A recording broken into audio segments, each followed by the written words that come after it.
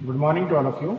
Welcome again in sample paper solving class with continuing sample paper number 1। और अब हम बात करेंगे क्वेश्चन नंबर 5 के बारे में। देखिए क्वेश्चन नंबर 5 क्या है, रीड द क्वेश्चन। कह रहा है PtCl4 is treated with ammonia. अगर आपके पास में प्लैटिनम क्लोराइड का सॉल्यूशन हो और इसको हम अगर अमोनिया के साथ ट्रीट करें तो दोनों की रिएक्शन से a number of complex of different composition, बहुत सारे कॉम्प्लेक्स यहां से बनते हैं, can be synthesized in which the central metal atom exhibit its coordination number 6। लेकिन जितने भी कॉम्प्लेक्स यहाँ से बनेंगे उन सब के अंदर सेंट्रल मेटल एटम जो है प्लैटिनम, उसका जो कोऑर्डिनेशन नंबर है ना वो 6 होता है। मीन्स उसके साथ जो कोऑर्डिनेशन बॉन्ड बनते हैं ना वो बॉन्ड 6 बनते हैं। अब पहले हम यहाँ कुछ पॉसिबिलिटी देखें कि भाई क्या रिएक्शन होके क्या बन सकता है। तो देखिए कुछ इस तरीके से रिएक्शन होती है। प्लैटिनम आपके पास में है 4 क्लोराइड, उसके साथ बॉन्डेड है। अमोनिया हमने जैसे ही पास किया, अमोनिया वहाँ एज अ लिगेंड बिहेव करेगा, लिगेंड के फॉर्म में जुड़ेगा। तो देखो ये प्रोडक्ट बन सकता है, कॉम्प्लेक्स बन सकता है कि हो सकता है इसके साथ में प्लैटिनम के साथ में 2 जो अमोनिया है ना वो लिगेंड के फॉर्म में जुड़ जाए और 4 जो क्लोरीन है वो लिगेंड के फॉर्म में जुड़े रहें। इस तरीके से ये कॉम्प्लेक्स जो है हमारा, ये कॉम्प्लेक्स बन गया। तो यहाँ 6 कोऑर्डिनेशन नंबर हो गया। जरूरी नहीं है यही कॉम्प्लेक्स बने, ऐसा भी हो सकता है कि इस प्लैटिनम के साथ ना 3 अमोनिया लिगेंड के फॉर्म में जुड़ जाए और 3 क्लोराइड लिगेंड के फॉर्म में जुड़ जाए और एक क्लोरीन काउंटर आयन के फॉर्म में बाहर बैठा रहे, एक क्लोराइड आयन। ये कॉम्प्लेक्स भी बन सकता है। ये कॉम्प्लेक्स भी बन सकता है। Pt के साथ में हो सकता है अमोनिया के 4 जो मॉलिक्यूल है वो लिगेंड के फॉर्म में जुड़ जाएं, 2 क्लोराइडो लिगेंड के फॉर्म में जुड़ जाएं और 2 क्लोराइड काउंटर आयन के फॉर्म में बाहर बैठे रहें। तो सबके अंदर देखो प्लैटिनम का कोऑर्डिनेशन नंबर 6 है, कोऑर्डिनेशन बॉन्ड वो 6 ही बना रहा है सबके अंदर। तो बहुत सारे कॉम्प्लेक्स यहाँ से बन सकते हैं। ऐसा भी पॉसिबल है इस प्लेटिनम के साथ अमोनिया जो है उसके 5 मॉलिक्यूल जुड़ जाएं, 1 क्लोराइडो जुड़ जाए, 6 लिगेंड जुड़ गए और 3 क्लोराइड आयन जो है काउंटर आयन के फॉर्म में कॉम्प्लेक्स पे बाहर इसके साथ अट्रैक्टेड हो आयन कोण से। तो बहुत सारे के सारे यहाँ पे कॉम्प्लेक्स बनते हैं। अब पता नहीं कौन सा कॉम्प्लेक्स बनेगा, अब वो देखिए यहाँ जो भी कॉम्प्लेक्स बनेगा, जो भी प्रोडक्ट बनेगा, उस प्रोडक्ट को हम रिएक्ट करवाते हैं। किसके साथ रिएक्ट कराते हैं? What would be the composition of the complex if an aqueous solution of the complex, complex का aqueous solution को ट्रीट करना है एक्सेस ऑफ AgNO3 के साथ में। तो अब ये जो कॉम्प्लेक्स का aqueous solution बना है, इस aqueous solution की रिएक्शन हमें करानी है। किसके साथ रिएक्शन करानी है? सिल्वर नाइट्रेट के साथ, AgNO3 के साथ रिएक्शन कराएंगे। जब इसकी सिल्वर नाइट्रेट के साथ रिएक्शन कराते हैं तो क्या होता है वो सुनिएगा। होता क्या है, of the complex is treated with excess of silver nitrate and 1/4 of the chlorine gas precipitated।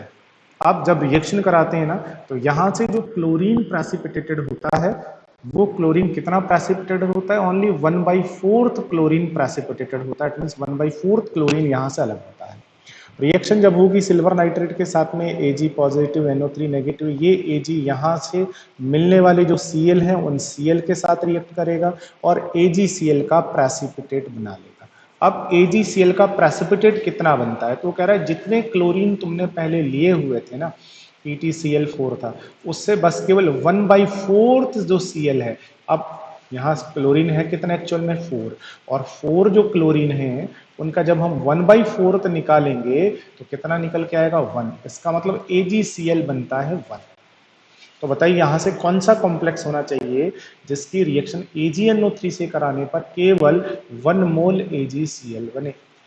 तो देखो अगर ये कॉम्प्लेक्स है ना तो इसके अंदर तो जो क्लोराइड्स हैं वो लिगेंड के फॉर्म में है, वो तो बाहर निकलेंगे नहीं आयन के फॉर्म में।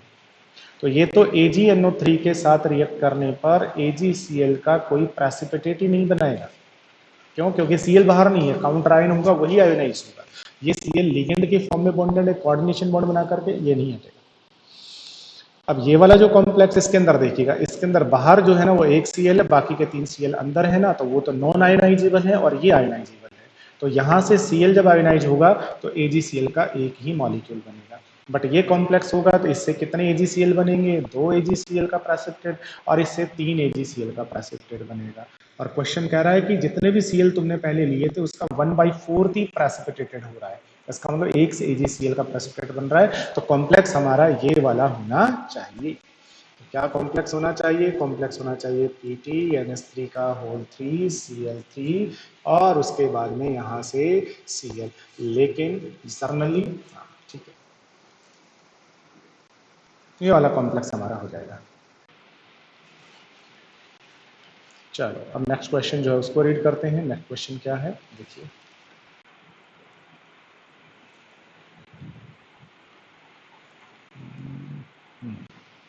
Predict the hybridisation state. अच्छा, दो तीन चीजें उसने पूछी होंगी इस क्वेश्चन के अंदर। हाइब्रिडाइजेशन पूछा है, हाइब्रिडाइजेशन हम किससे निकालते हैं? VBT से। शेप पूछी है, जब हाइब्रिडाइजेशन आ जाएगा तो शेप अपने आप आ जाएगी। और मैग्नेटिक मोमेंट पूछा है, मैग्नेटिक मोमेंट किससे बताते हैं? N से। N क्या होता है? Number of unpaired electron, number of unpaired electron से।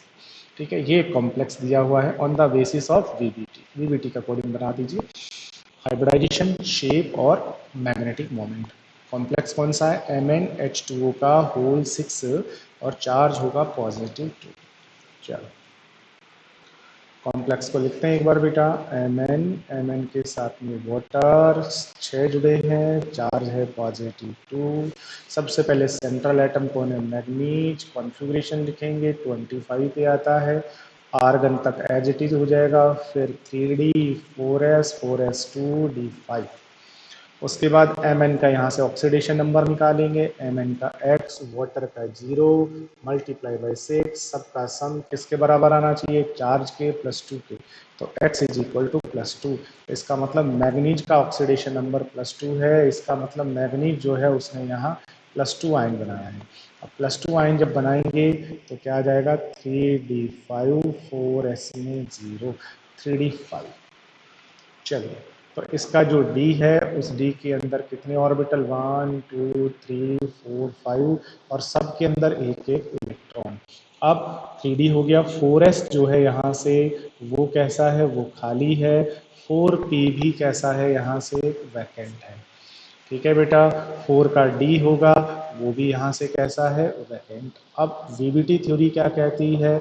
वो ये कहती है कि जब कॉम्प्लेक्स का फॉर्मेशन होगा, इस मेटल के साथ में जब लिगेंड जुड़ने के लिए आएंगे तो मेटल को क्या करना है? अपने वैकेंट ऑर्बिटल प्रोवाइड करवाने हैं। कितने वैकेंट ऑर्बिटल प्रोवाइड करवाने हैं? जितने नंबर ऑफ लीगेंड्स जुड़ने के लिए आ रहे हैं। और यहाँ लीगेंड कितने जुड़ने के लिए आ रहे हैं? 6 लीगेंड जुड़ने के लिए आ रहे हैं बेटा, इसलिए Mn 6 वैकेंट ऑर्बिटल प्रोवाइड करवाएगा। अब D के अंदर कोई वैकेंट नहीं है तो एक इलेक्ट्रॉन या एक ऑर्बिटल ये वाला कौन सा? 4s का, 3 ऑर्बिटल ये वाले, और D के 5 ऑर्बिटल, इसमें से 2 ऑर्बिटल ये वाले। तो एक S का, 3 यहाँ से P के, और बेटा 2 यहाँ से D के। ये यहाँ से 6 ऑर्बिटल प्रोवाइड करा देगा। इन 6 ऑर्बिटल को इंटरमिक्स कराएगा और इंटरमिक्स कराने के बाद एक जैसी शेप साइज एनर्जी के नए ऑर्बिटल्स बन जाएंगे। ये प्रोसेस क्या कहलाता है? हाइब्रिडाइजेशन कहलाता है। कौन सा हाइब्रिडाइजेशन होगा? sp3d2 हाइब्रिडाइजेशन होगा। एक s का ऑर्बिटल, 3 p के ऑर्बिटल और 2 d के ऑर्बिटल, sp3d2 हाइब्रिडाइजेशन हो गया हमारे पास में sp3d2। हाइब्रिडाइजेशन होने के बाद में फिर हम उसका शेप बता सकते हैं। शेप कौन सा होता है? ऑक्टाहेड्रल। चाहे D2sp3 हो चाहे sp3d2 हो, दोनों में ऑक्टाहेड्रल शेप होगा। अब बताना है मैग्नेटिक मोमेंट। मैग्नेटिक मोमेंट निकालने का एक फॉर्मूला होता है जिसको हम ओनली स्पिन फॉर्मूला कहते हैं, जिससे कि हम मैग्नेटिक मोमेंट को कैलकुलेट करते हैं। और वो फॉर्मूला क्या है कि magnetic moment is equal to क्या होता है? इज इक्वल टू N+2 का अंडर रूट बोर मेटान। इस फॉर्मूले से हम मैग्नेटिक मोमेंट कैलकुलेट करते हैं। यहाँ से N जो है वो क्या कहलाता है? वो होता है number of unpaired electron. Unpaired electron कितने बेटा? यहाँ से अनपेयर्ड इलेक्ट्रॉन काउंट करेंगे तो D के अंदर देखो कितने अनपेयर्ड इलेक्ट्रॉन है? 1 2 3 4 5, पांचों के पांचों अनपेयर्ड इलेक्ट्रॉन है। तो N की वैल्यू हम यहाँ से कितनी रखेंगे? 5 रखेंगे। और 5 को जैसे यहाँ पे रखोगे 5 5 + 2 under root 5 multiply by 7 under root 35 under root इतना बोरमेक्टान, इसका मतलब 5.89 समथिंग आ जाएगा आंसर जो है। इस तरीके से हम इसका ये जो डिटेल्स हैं, अगर हमें हाइब्रिडेशन आ जाए तो सेप बता सकते हैं, और फिर हम उसका मैग्नेटिक मोमेंट जो है ना वो कैलकुलेट करके बता सकते हैं। अच्छा, अब क्वेश्चन नंबर 6 पे आ जाते हैं। एक बार क्वेश्चन नंबर 6 क्या कहता है देखिएगा। क्वेश्चन नंबर 6 को रीड करें। कहता है name and define the process represented with the given diagram. एक डायग्राम दिया हुआ है, इस डायग्राम के अंदर आपको बताना है कि इसका क्या नाम होता है और इसको समझा करके बता दें। तो देखो बेटा, अगर हम थोड़ा सा कोलाइड्स में चले जाएं, कोलाइड में चले जाएं तो कोलाइड्स जो होते हैं उन कोलाइड्स में कहते हैं कि कोलाइडल सॉल्यूशन में जो कोलाइड पार्टिकल होते हैं उन कोलाइड पार्टिकल्स के ऊपर चार्ज होता है और सब पर सिमिलर चार्ज होता है, आइदर पॉजिटिव या फिर सब पर नेगेटिव। तो चार्ज के बेसिस पर कोलाइडल सॉल्यूशन दो टाइप के हो जाएंगे। ऐसे कोलाइडल सॉल्यूशन जिनमें कोलाइडल पार्टिकल के ऊपर पॉजिटिव चार्ज होगा और ऐसे जिनमें नेगेटिव चार्ज होगा। तो पॉजिटिव कोलाइडल सॉल्यूशन और नेगेटिव कोलाइडल सॉल्यूशन। अब अगर आपको कोई एक कोलाइडल सॉल्यूशन में दे दी तो कोई भी अननोन कोलाइडल सॉल्यूशन है, अब सोचिए अननोन कोलाइडल सॉल्यूशन है तो उसमें कोलाइडल पार्टिकल होंगे, पार्टिकल के ऊपर चार्ज होगा और सिमिलर टाइप ऑफ चार्ज होगा। फिर क्वेश्चन आता है कि सर चार्ज होगा लेकिन कैसा चार्ज होगा, हमें पता कैसे चले कि पॉजिटिव चार्ज है या नेगेटिव चार्ज है। तो चार्ज को पता लगाने के लिए हम एक एक्सपेरिमेंट या फिनोमिना यहाँ पे कराते हैं जिसका नाम होता है इलेक्ट्रोफोरेसिस। इलेक्ट्रोफोरेसिस, और इलेक्ट्रोफोरेसिस जो फिनोमिना होता है उसके अंदर क्या करते हैं, उसके अंदर जर्नली हम एक यू शेप की ट्यूब लेते हैं और यू शेप का ट्यूब लेने के बाद उस यू शेप के ट्यूब के दोनों टर्मिनल्स के ऊपर क्या करते हैं, उन दोनों के ऊपर हम प्लेटिनम के 2 इलेक्ट्रोड लगा देते हैं, क्योंकि प्लेटिनम इनर्ट होता है, जर्नली रिएक्ट नहीं करेगा इसलिए। इलेक्ट्रोड लगाने के बाद अब जो कोलाइडल सॉल्यूशन है वो इसमें भर देंगे। भरने के बाद इन इलेक्ट्रोड्स को हम इलेक्ट्रिक शॉर्ट से कनेक्ट कर देंगे। इनमें से जो पॉजिटिव प्लेट से जुड़ा होगा उसको हम एनोड कह देंगे और जो नेगेटिव से जुड़ा होगा उसको हम कैथोड कह देंगे। अब जैसे ही यहाँ पे करंट ऑन करेंगे, करंट को पास करेंगे बेटा, ये जो कोलाइड पार्टिकल्स हैं इनके ऊपर चार्ज होगा। अब देखिएगा जैसे चार्ज होगा तो ये मूव करेंगे, कहाँ की तरफ मूव करेंगे, they start move toward oppositely charged electrode. कहाँ की तरफ मूव करेंगे, ये अपोजिटली चार्ज इलेक्ट्रोड की तरफ मूव करने लग जाएंगे बेटा। ये एनोड है तो एनोड वाला जो होगा उसके ऊपर पॉजिटिव चार्ज होगा, कैथोड है उस पर नेगेटिव चार्ज होगा। अब आप देखिए अगर पार्टिकल्स जो है कोलाइड पार्टिकल्स अगर ये नेगेटिवली चार्ज्ड हैं तो ये सारे के सारे जो पार्टिकल्स हैं वो किधर भागेंगे, वो सब के सब भागेंगे इधर एनोड। तो सारे के सारे पार्टिकल एनोड के ऊपर आकर के कोगुलेट हो जाएंगे, इकट्ठा हो जाएंगे।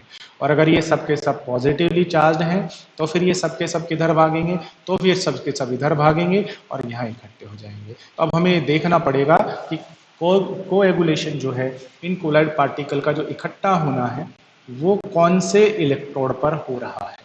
अगर एनोड पर वो कोएगुलेटेड हो गए हैं तो चार्ज कौन सा होगा, उन पार्टिकल के ऊपर नेगेटिव चार्ज होगा, और कैथोड पर कोएगुलेट हुए हैं तो पॉजिटिव चार्ज होगा। इस तरीके से हम किसी भी अननोन कोलाइडल सॉल्यूशन का जो nature of charge on colloid particles जो है उसे हम प्रिडिक्ट कर सकते हैं। And this process is known as electrophoresis. Question जो था उसने यही कहा था कि भाई ये जो फिगर तुम्हें दिखाया हुआ है इसको देख करके बताओ ये कौन सा फिनोमिना है। तो ये फिनोमिना कौन सा होगा, ये होगा हमारा इलेक्ट्रोफोरेसिस, और इसको एक्सप्लेन भी करना है तो हम एक्सप्लेन करके बता देंगे। आगे क्या कह रहा है, differentiate between lyophilic and lyophobic colloidal solution. Lyophobic colloidal solution, अगर लायोफिलिक कोलाइडल सॉल्यूशन हो और लायोफोबिक कोलाइडल सॉल्यूशन हो तो उन दोनों को तुम डिफ्रेंशिएट कैसे करोगे, तो मीन्स उन दोनों में क्या अंतर होता है। तो देखो अगर हम बात कोलाइडल सॉल्यूशन की करें तो जो कोलाइडल सॉल्यूशंस होते हैं इन कोलाइडल सॉल्यूशंस का जब हम क्लासिफिकेशन पढ़ते हैं तो क्लासिफिकेशन जो है कोलाइडल सॉल्यूशन का, वो जर्नली 3 बेसिस के ऊपर किया जाता है। 3 ऐसे बेस हैं जिनके बेसिस पर हम कोलाइडल सॉल्यूशंस का क्लासिफिकेशन करते हैं। कोलाइडल सॉल्यूशन हमने पढ़ा है, उनके अंदर 2 फेजेस होती है। जो कंपोनेंट यहाँ ज्यादा अमाउंट में होता है उसको हम कहते हैं डिस्पर्जन मीडिया, और जो कम अमाउंट में होता है उसको कहते हैं डिस्पर्ज फेज। पहला जो क्लासिफिकेशन का बेस है वो होता है कि जो डिस्पर्जन मीडिया और जो डिस्पर्ज्ड फेज है, इन दोनों की फिजिकल स्टेट की बेसिस पर, और दोनों की फिजिकल स्टेट की बेसिस पर कोलाइडल सॉल्यूशन होना तो चाहिए कितने टाइप का, 9 का, बट होता कितने टाइप का, एक्चुअल में 8 ही टाइप का होता है। ठीक है, अब कौन सा नहीं होता है, तो गैस का गैस में नहीं होता है। दूसरा जो बेस है हमारा वो होता है कि जो डिस्पर्जन मीडियम की जो पार्टिकल्स हैं और जो डिस्पर्ज फेज की जो पार्टिकल्स हैं, इनके बीच में होने वाले इंटरेक्शन के बेसिस पर, और इंटरेक्शन के बेसिस पर कोलाइडल सॉल्यूशन 2 टाइप के होते हैं। पहला जो है उसको हम कहते हैं लायोफिलिक कोलाइड्स, और दूसरा होता है लायोफोबिक कोलाइड। ठीक है, और तीसरा जो क्लासिफिकेशन है हमारा वो होता है जो कोलाइडल सॉल्यूशन है और उसमें जो dispersed phase, only dispersed phase, इसके जो पार्टिकल्स होते हैं ना, उन पार्टिकल्स के साइज के बेसिस पर, और साइज के बेसिस पर कोलाइडल सॉल्यूशन 3 टाइप के होते हैं। पहला जो होता है उसको हम कहते हैं मल्टी मॉलिक्यूलर कोलाइड, दूसरा होता है मैक्रो मॉलिक्यूलर कोलाइड, और तीसरा जो होता है उसे हम कहते हैं एसोसिएटेड कोलाइड, एसोसिएटेड कोलाइड। अब ये जो क्वेश्चन तुम्हें दिया है वो लायोफिलिक और लायोफोबिक का है, तो अब याद रखना पड़ेगा बेसिक कॉन्सेप्ट कि ये लायोफिलिक लायोफोबिक जो हमने बांटा है, ये डिस्पर्जन मीडिया और डिस्पर्स फेज के जो पार्टिकल हैं उनके बीच होने वाले इंटरेक्शन के बेसिस पर बांटा है। अब देखिए लायोफिलिक में क्या होता है, तो लायोफिलिक जो कोलाइड्स होते हैं उनके अंदर क्या होता है, उनके अंदर जो डिस्पर्जन मीडिया के जो पार्टिकल्स होते हैं और डिस्पर्ज फेज के जो पार्टिकल्स होते हैं, इनके बीच में अट्रैक्शन फोर्स प्रेजेंट रहता है। इनके बीच में अट्रैक्शन फोर्स, ये एक दूसरे को अट्रैक्ट करते हैं। डिस्पर्जन मीडिया, डिस्पर्ज फेज के जो पार्टिकल हैं, ये एक दूसरे को क्या करते हैं, अट्रैक्ट करते हैं। जिस कारण अगर डिस्पर्जन मीडिया डिस्पर्ज फेज दोनों को मिलाया जाए तो इस तरीके के जो सॉल्यूशन होते हैं वो बहुत आसानी से बन जाते हैं। इस तरीके के जो सॉल्यूशंस होते हैं वो रिवर्सिबल होते हैं। रिवर्सिबल होते हैं, ठीक है ना बेटा। रिवर्सिबल का मतलब बन गए, फिर से सेपरेट कर दो, फिर मिला दो, फिर सेपरेट कर दो, तो बनते रहेंगे, बिगड़ते रहेंगे, रिवर्सिबल होता है। इसके अलावा इस तरीके के कोलाइडल सॉल्यूशंस जो होते हैं वो ज़्यादा स्टेबल होते हैं। इस तरीके के कोलाइडल सॉल्यूशंस होते हैं उनका इजीली कोएगुलेशन नहीं होता, नॉट इजीली कोएगुलेट, ठीक है ना, इजीली कोएगुलेशन नहीं होता। लायोफोबिक में क्या होता है, लायोफोबिक में जो डिस्पर्ज फेज के जो पार्टिकल्स होते हैं और डिस्पर्जन मीडिया के जो पार्टिकल्स होते हैं, इनके बीच में कोई अट्रैक्शन फोर्स नहीं होता, रिपल्शन नहीं होता। ठीक है ना, रिपल्शन नहीं बोलेंगे, रिपल्शन होता है। रिपल्शन होगा तो फिर ऐसा कोलाइडल सॉल्यूशन नहीं बनेगा।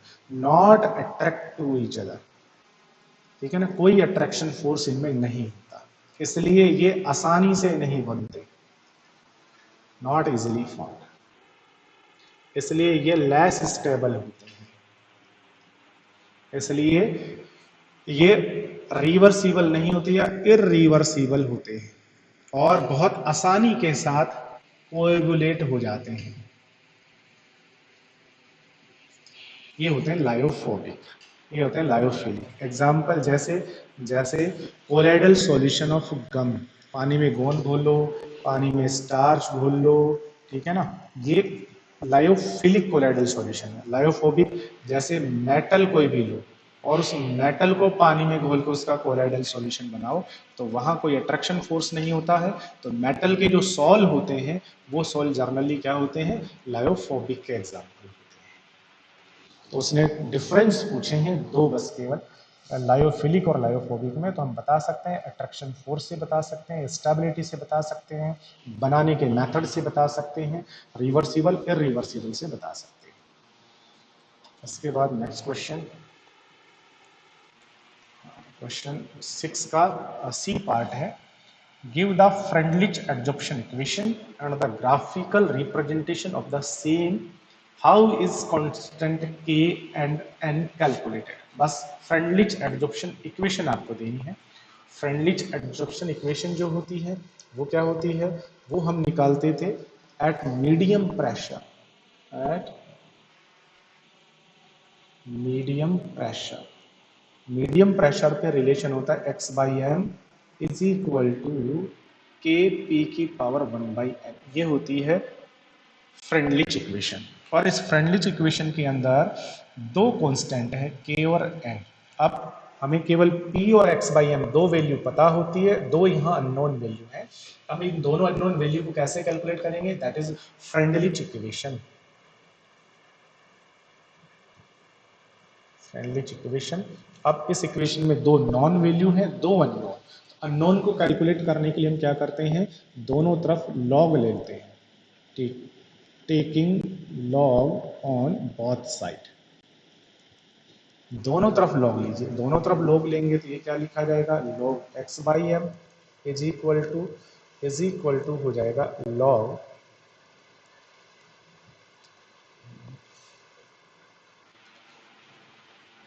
लॉग k इंटू पी की पावर 1/n। इसको जब हम सॉल्व करेंगे तो सॉल्व करने पर आ जाएगा log x by M is equal to log k plus में log p की पावर 1/n, 1/n को आगे ले आएंगे तो ये बन जाएगा log x by M is equal to, अब उसको पहले लिख देता हूँ 1/n log p प्लस में log k। और यहाँ से ये जो इक्वेशन बन गई है, ये इक्वेशन हमारी एक लीनियर इक्वेशन हो गई है। लीनियर इक्वेशन कैसे हो गई है, तो इसको कॉरेलेट करें उसके साथ y is equal to m x plus c से। अब करो हमें किस किस के बिटवीन बनाना है, y और x के बिटवीन कर्व बनाना है। तो y और x के बिटवीन कर्व बनाएंगे तो ये हमारा एक्सिस कौन सा हो जाएगा, y, ये x। तो y जो एक्सिस है उसके ऊपर हमें लेना होता है log x बाई एम, और x एक्सिस पे लेना होता है log p। तो जो कर्व है वो क्या आता है, एक स्ट्रेट लाइन आएगी इस तरीके से, और ये लाइन एक्स्ट्रा प्लॉट करेंगे तो कहीं कट करेगी। ये इंटरसेप्ट होता है c, जो कि हमारा किसके बराबर होगा, log k के बराबर। और इस लाइन का जो स्लोप होता है हमारा, ये जो स्लोप होगा, ये स्लोप हमारा किसके बराबर होता है, इस n के बराबर 1/n के बराबर। इस तरीके से यहाँ से k और n दोनों कैलकुलेट कर सकते हैं। तो वो फ्रेंडलिच इक्वेशन थी, और फिर उसको लॉग लेकर के हमने लीनियर इक्वेशन में कन्वर्ट करके और फिर कर्व बना करके हम वहां दो नॉन वैल्यू से दो अननोन वैल्यू कैलकुलेट कर सकते हैं। उसके बाद क्वेश्चन कहाँ तक सॉल्व हो गए, 6 क्वेश्चन सॉल्व हो गए। उसके बाद 7वां क्वेश्चन जो कि इलेक्ट्रोकेमिस्ट्री से है, तो इसको हम नेक्स्ट वीडियो में डिस्कस करेंगे। Thank you to all of you.